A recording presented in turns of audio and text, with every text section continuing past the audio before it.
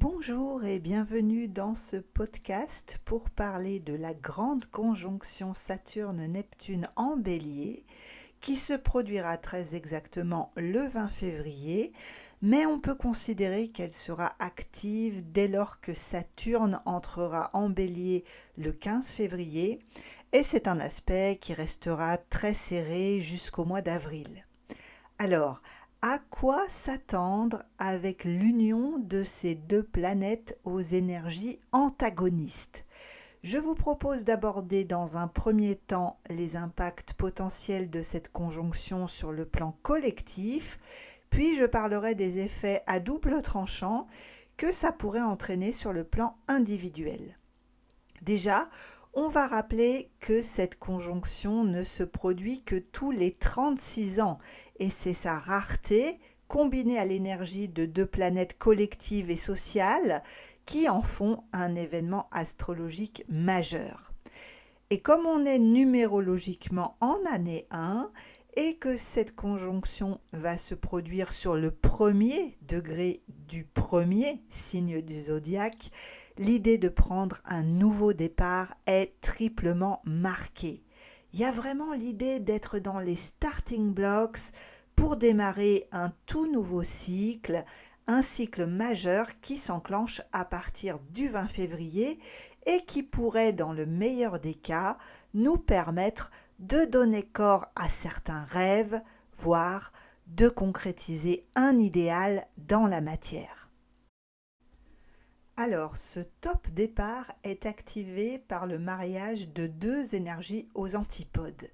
Neptune, la dissolution, et Saturne, la construction. Neptune, le rêve, et Saturne, le réalisme.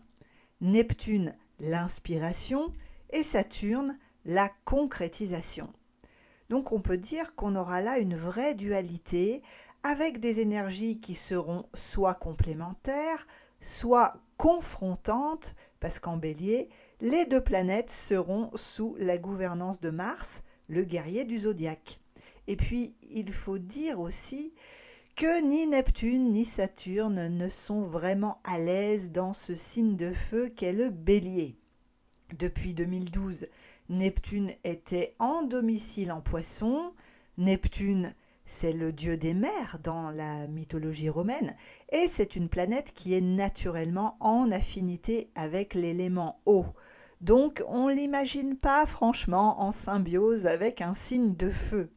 Quant à Saturne, il est en chute, en Bélier, donc il n'est guère plus à l'aise que Neptune dans cette position, parce que Saturne, c'est la lenteur, la patience, la discipline, et le Bélier, c'est l'impulsivité, la rapidité, c'est l'énergie qui fonce tête baissée, et oui, ça peut être dans le mur.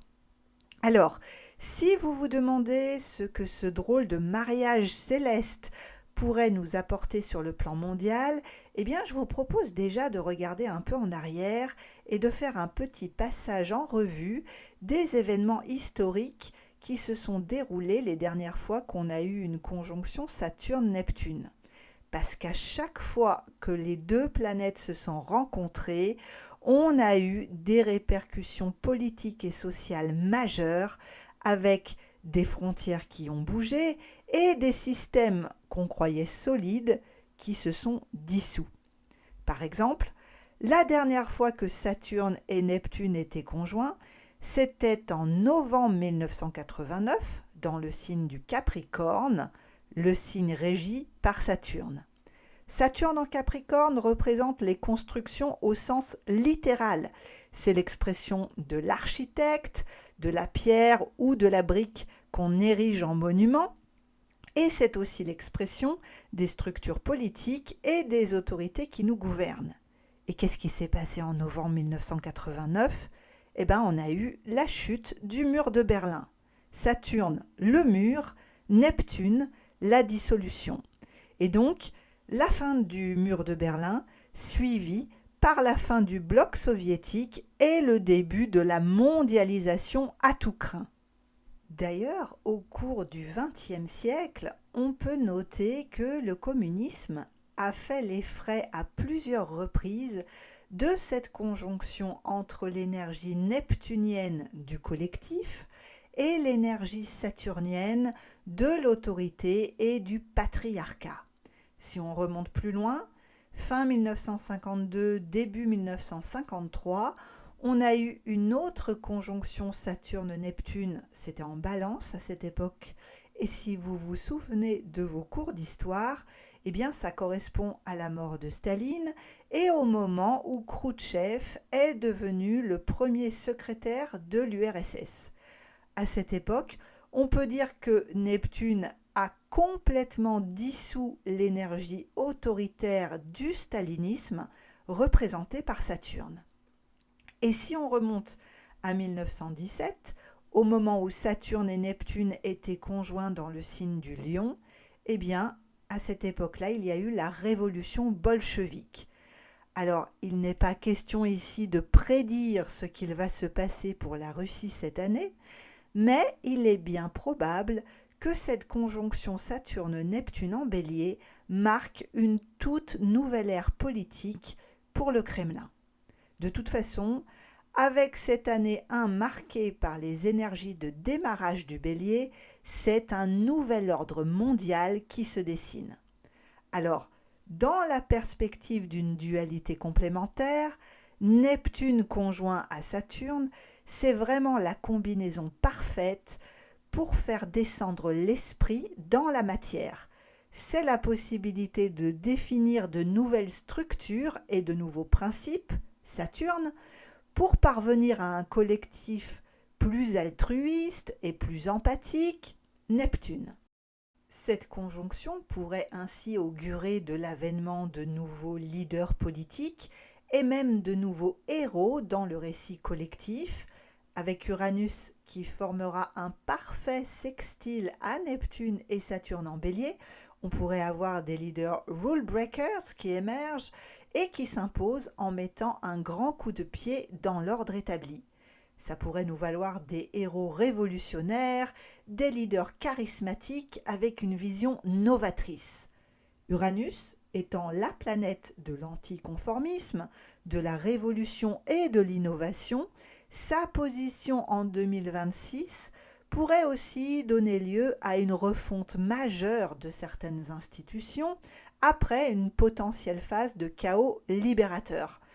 On pourrait également avoir des révoltes et des mouvements sociaux pour plus d'autonomie et de liberté individuelle.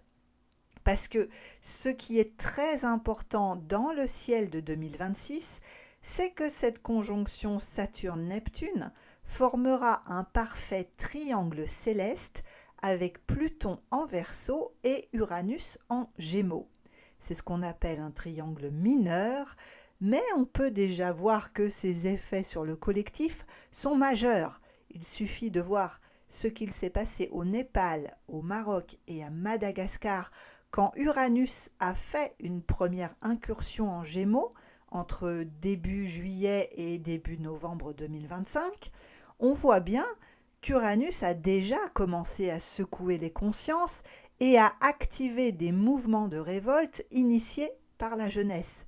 Et oui, parce que le signe des Gémeaux est le signe associé aux jeunes et aux ados. On a la planète de la révolution dans le signe de la jeunesse. Et même si Uranus, c'est aussi et surtout la planète de l'inattendu, en trigone à Pluton en Verseau, on peut s'attendre à ce qu'elle soutienne les réseaux et les collectifs qui appellent à la désobéissance civile, voire à la révolte pour redonner plus de pouvoir au peuple.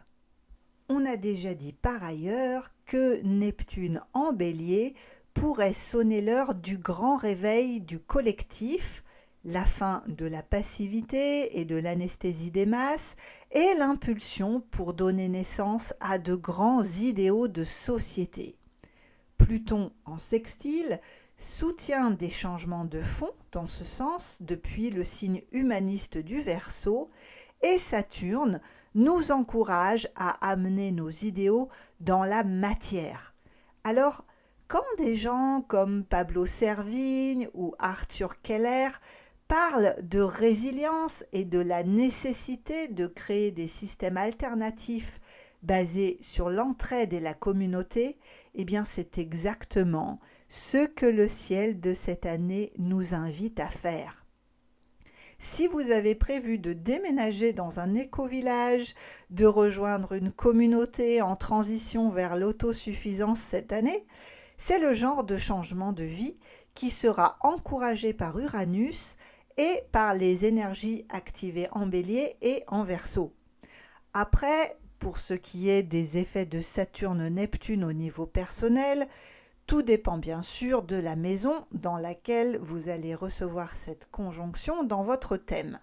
Mais globalement, Saturne-Neptune en Bélier, ça va poser le défi de confronter réalisme et idéalisme pour chacun d'entre nous.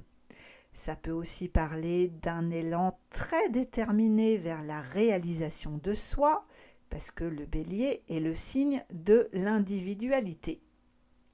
Saturne en Bélier pourrait ainsi nous aider à nous structurer et à solidifier notre moi. Alors avec ça, la proposition ne sera pas de jouer à qui aura l'ego le plus fort pour remporter la bataille. Et avec la conjonction à Neptune, on se méfiera tout particulièrement des batailles d'ego spirituel. Mais non, la proposition de cette conjonction sur le plan personnel, c'est d'avoir un moi fort, mature et solide pour avoir le courage de concrétiser un idéal dans la matière, pour mettre en place un nouveau projet d'envergure ou pour démarrer une vie plus conforme à nos idéaux. Par contre, le revers de cette conjonction Saturne-Neptune, son côté obscur, c'est que certains rêves pourraient aussi se cogner dur au mur des réalités, Saturne, et se faire dissoudre aussi sec par Neptune. Et oui, ça s'appelle une désillusion. Donc si on part sur des projets illusoires ou si on se fait des plans sur la comète, il y a des risques de déchanter et de se cogner au mur de la réalité. D'où l'importance de rester réaliste et lucide dans tout ce que l'on va entreprendre cette année. Alors merci Saturne, qui devrait nous aider à rester ancrés dans le tangible et qui pourrait aussi s'avérer d'une aide précieuse pour ne pas nous laisser envoûter par le chant des sirènes. Donc, en résumé, c'est très bien cette année de prendre des initiatives et de prendre son courage à deux mains pour se lancer dans la concrétisation d'un idéal, à condition, et là c'est Saturne qui parle, que cet idéal soit réalisable et qu'on soit lucide sur les efforts requis pour que tout ça ne finisse pas comme un pétard mouillé dans les starting blocks. Il vaut mieux partir sur un marathon que sur un sprint, car la réalisation de notre grand rêve va être mise à l'épreuve de la réalité, de l'effort et de la durée. Voilà pour l'analyse de cette conjonction et de la configuration céleste dans laquelle vont s'inscrire ces énergies de démarrage. Si vous souhaitez une lecture personnalisée de cette conjonction Saturne-Neptune sur votre thème natal, vous pouvez me contacter à l'adresse mail indiquée dans la description. N'hésitez pas non plus à me dire comment tout ça résonne pour vous dans les commentaires. Je vous répondrai avec plaisir. Merci pour votre écoute et à bientôt pour de prochaines nouvelles du ciel.